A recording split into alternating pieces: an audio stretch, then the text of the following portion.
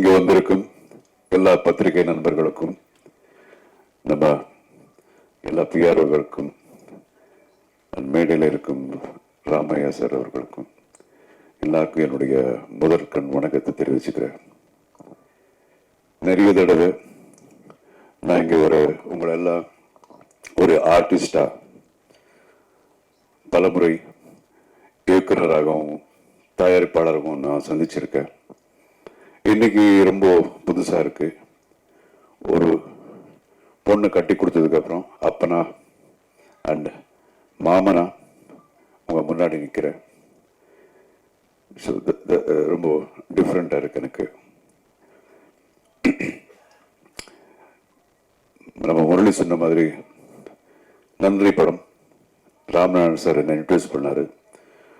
அது இப்போ கிட்டத்தட்ட இல்லை 40 இயர்ஸ் தான். 1984 40 வருஷம் ஆச்சு. ஸோ என்னுடைய சினிமா கரியரில் நிறைய பெரிய கிராஃப் மேலே போய் கீழே வந்து ரொம்ப பாதாளத்துக்கு போய் திருப்பி ஒரு லெவலுக்கு வந்துட்டு அதுக்கப்புறம் அப்படியே ஸ்டடியாக போயிட்டுருக்கு, வெற்றிகரமாக போயிட்டுருக்கு.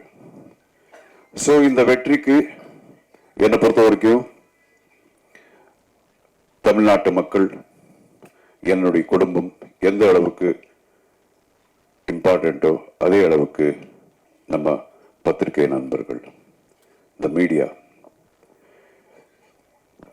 இது நான் ரொம்ப ஆத்மார்த்தமா சொல்றேன், உண்மையா சொல்றேன். நான் எப்பவும் சொல்றது உண்டு, ஒரு ஆர்டிஸ்டுக்கும் இல்லைன்னா ஒரு டெக்னீஷியன்ஸுக்கும் அப்புறம் மக்களுக்கு நடுவே சென்டர்ல ஒரு கேட்டலிட்டிக் ஏஜென்ட் நம்ம என்ன சொல்றோமோ அதுதான் மீடியா அப்படிங்கிறத எப்போ நம்புறேன். ஸோ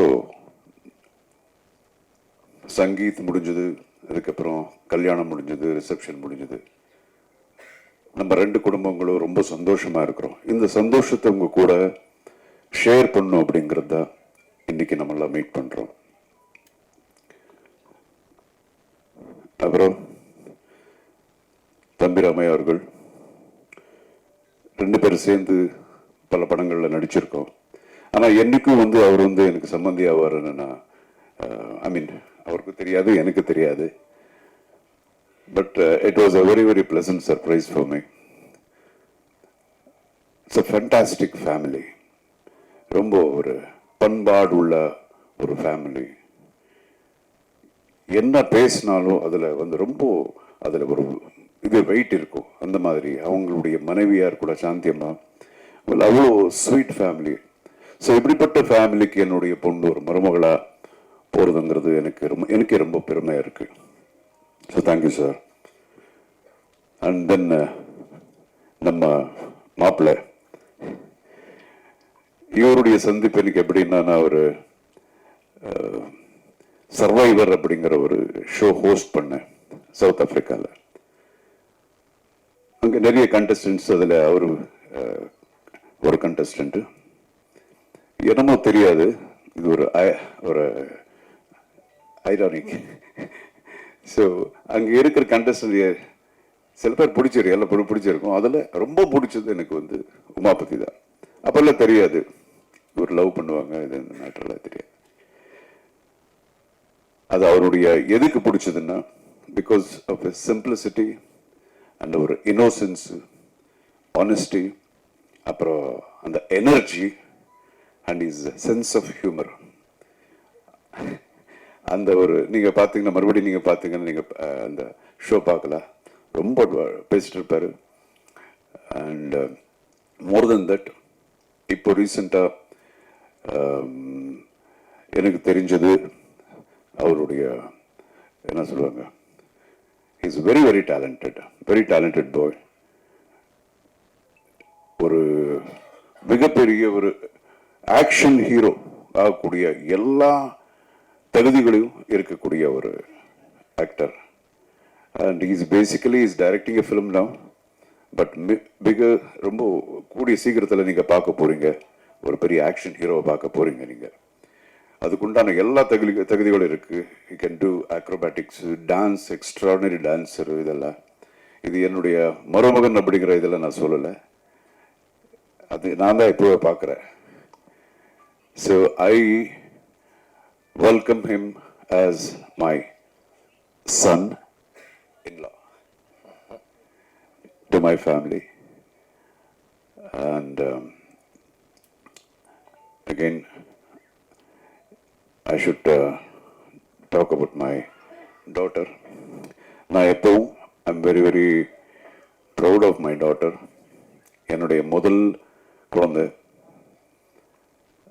பிறந்ததுக்கப்புறம் எங்களுக்கு எவ்வளோ இருந்தோ அதை விட ரொம்ப ஒரு சந்தோஷங்கள், லாஃப்டர், இது வரைக்கும் எல்லாம் வந்து ஒரு பாசிட்டிவிட்டி தான் கொடுத்துருக்கு என்னுடைய டாட்டர்.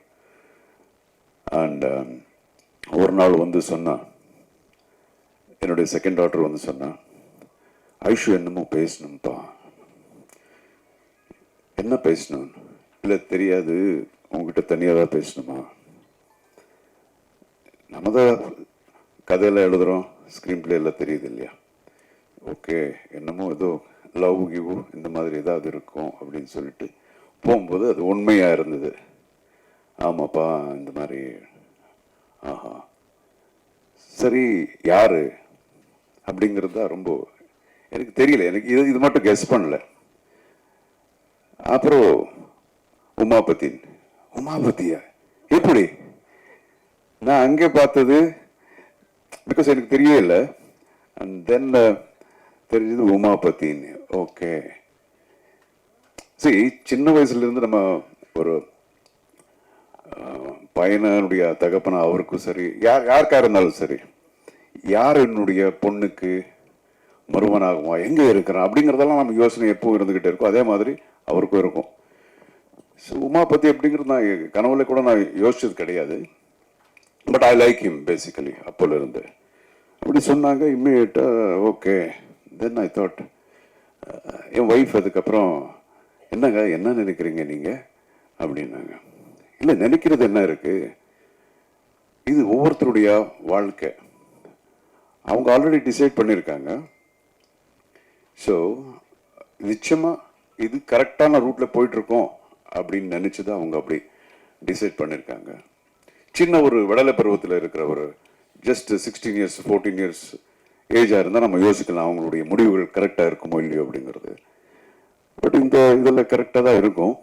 அண்ட் அகெயின், தெரிஞ்சோ தெரியாமலையும் எனக்கு அந்த பையனை நான் பார்த்து பழகிற ஒரு வாய்ப்பு இதுக்கு முன்னாடி எனக்கு கிடைச்சது. ஆல்மோஸ்ட் ஒரு 2 months எவ்ரி செகண்டை நான் பார்த்துட்டே இருந்தேன், ஒரு second day. So I am very happy. அப்புறம் ராமே சார் பற்றி கூட தெரியும், is a wonderful human being அப்படின்னு. அண்ட் தென் நம்ம ஆஞ்சநேயர் கோயிலில் மீட் பண்ணோம். மீட் பண்ணி நம்ம டிஸ்கஸ் பண்ணது இவ்வளோதான், எப்போ கல்யாணத்தை வச்சுக்கலாம் அப்படிங்கிறதா. ஸோ இந்த அளவுக்கு every thing went on very very smoothly. அதுலேயும் நிறைய ஒரு சின்ன சின்ன மிராக்கல்ஸ் மாதிரி எல்லாம் நடந்தது. And then we decided, and today you can see them. எனக்கு இவர் சொல்லிட்டு இருந்தார், ஐஷு பார்க்கும்போது இவ்வளோதான் இருந்ததுன்னு. எனக்கு இப்போ கூட அப்படிதான் இருக்கு. இப்போ கொஞ்ச நாளுக்கு முன்னாடியே என் மடியில் அப்படி உக்காந்துட்டு ஒரு கம்ப்யூட்டரில் பார்த்து கேட்ட ஞாபகம் அப்படியே இருக்கு. அப்பா அப்போ இது என்ன இது அப்படின்னு. இதென்ன நான் சொல்லுவேன், இது வந்து ஏ வரும், ஏபிசி இப்படி டப் பணங்க வருதுன்னு. ஸோ இது சொல்லி இப்போதான் நடந்த மாதிரி இருக்கு. Today she sitting with the man she loves as a wife of him. So அவ்வளோதான், we are happy. And again, இதுக்கு முன்னாடி கூட நான் இங்கே வர்றதுக்கு முன்னாடி நம்ம நண்பர்கள் ஒரு 2 பேர் எனக்கு ஃபோன் பண்ணி கேட்டாங்க, என்னன்னா உங்கள் டாக்டருக்கு கல்யாணத்துக்கு அப்புறம் கூட நடிப்பாங்களா அப்படின்னு நல்லா கேட்டாங்க. சரி, எப்படியோ அங்கேயே வர்றேன், அங்கே சொல்லிடுற அப்படின்னு. சரி, ஒவ்வொருத்தரும் அவருடைய இண்டிவிஜுவல் லைஃப் யாராக இருந்தாலும் சரி. ஸோ அவங்க லைஃப் டிசைட் பண்ணுவாங்க. ஸோ இந்த லைஃப்ங்கிறதுல வந்து தொழில் அப்படிங்கிறது ரொம்ப சின்ன ஒரு விஷயம் தான். லைஃப் பெரிய இது. ஸோ லைஃபே டிசைட் பண்ணும்போது தொழில் அப்படிங்கிறது கூட அவங்க டிசைட் பண்ணணும். அவங்களுக்கு என்னென்ன வேணுமோ அப்படி ஆரம்பத்திலேருந்து அப்படி தான். ஸோ என் பொண்ணு மட்டும் இல்லை, எந்த பொண்ணாக இருந்தாலும் சரி, எந்த பொண்ணாக இருந்தாலும் அவங்களுக்கு என்ன வேணுமோ அவங்க டிசைட் பண்ணுற உரிமை அப்படிங்கிறது அவங்களுக்கு இருக்குது. It is their rights. அது நம்ம எப்பவும் நம்ம விட்டுருவேன். அதுதான் நாங்கள் எல்லாரும் அதுதான் நம்புகிறோம். அண்ட் இத்தனை வருஷமாக என்னையும் சரி, ரமேஷ் சாரி சரி, நீங்கள் எல்லாம் வந்து உங்களுடைய அன்பு ஆதரவு எல்லாம் கொடுத்து காப்பாற்றிருக்கீங்க. இனிமே வந்து ஆஸ் ஹி டோல்ட், எங்களுடைய குழந்தையும் கூட த சேம். உங்களுடைய ஆதரவு எப்போ அவங்க மேலே இருக்கணும், உங்கள் ஆசீர்வாதம் எப்போ அவங்க மேலே இருக்கணும். That's it. Thank you so much for coming. வேறு எது இருந்தாலும் நீங்கள் கேளுங்க.